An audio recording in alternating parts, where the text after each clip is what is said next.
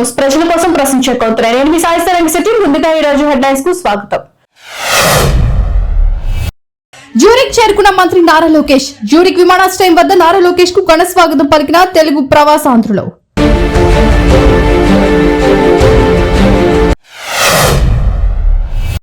హైదరాబాద్ నుండి విజయవాడ హైవేపై కొనసాగుతున్న వాహనాల రద్దీ. సంక్రాంతి పండుగ ముగించుకుని పల్లెల నుండి పట్నం బాట జనం.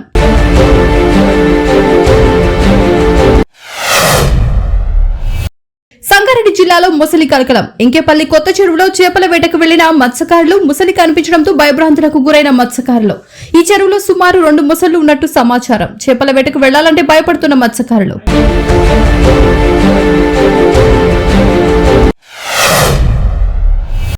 స్పెయిన్ లో ఘోర రైలు ప్రమాదం. పట్టాలు తప్పి మరో రైలు ఢీకొట్టిన హైస్పీడ్ రైలు. ప్రమాదంలో 21 మంది మృతి, 100 మందికి పైగా గాయాలు.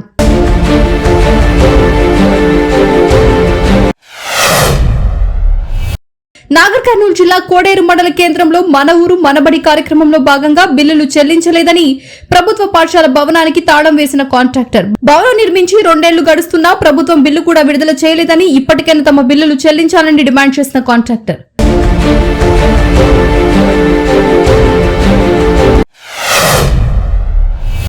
మనవడితో కలిసి మేడారంలో రేవంత్ రెడ్డి తులాభారం. నూతనంగా నిర్మించిన సమ్మక్క సారలమ్మ గద్దెలను కుటుంబ సభ్యులతో కలిసి పునఃప్రారంభించిన రేవంత్ రెడ్డి.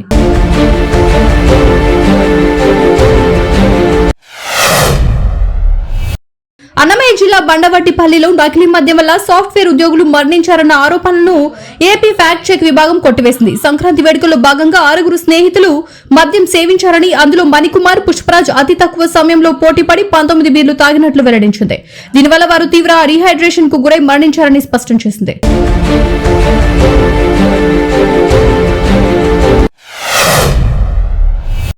ఉజ్జయిని మహాకాళేశ్వరుని దర్శించుకుని భస్మహారతి పూజలో పాల్గొన్న Indian cricketer Nitish Kumar Reddy.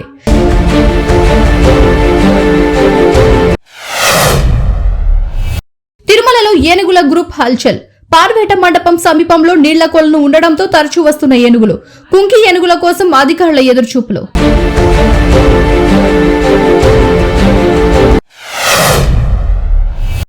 Visakha GVMC Gandhi విగ్రహం వద్ద విద్యుత్ మీటర్ రీడర్లు ఆందోళన.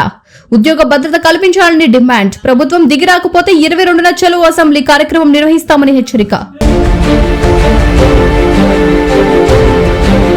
చూసారు కదా, ఇవి వాళ్ళ అప్డేట్స్. మరిన్ని అప్డేట్స్ కోసం చూస్తూనే ఉండండి వివిడి న్యూస్. ప్రజల కోసం ప్రశ్నించే కోతున్నాయి.